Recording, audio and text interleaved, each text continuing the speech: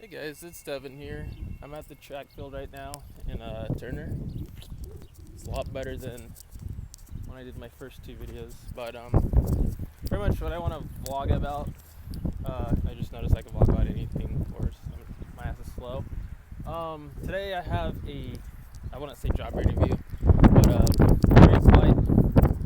I went to the welding place I applied at 4 years ago, and I almost got the job.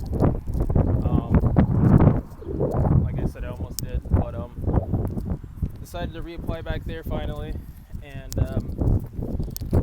grabbed an application yesterday, filled it out. I also got another welding one that was nearby, filled that one out too, and going down there at 1 to take an aptitude test. This place is called Association of American Railcars.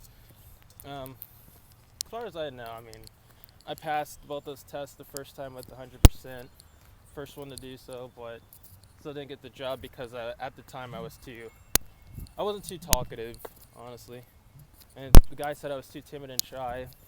Which is true at first when I'm in any new situation, but give it about a week, I'll be comfortable enough to talk. But no, I just hope everything goes well this time, because I really need to build some savings, get a car, driver's license, build a PC, travel some more by myself. But other than that, I still want to weld.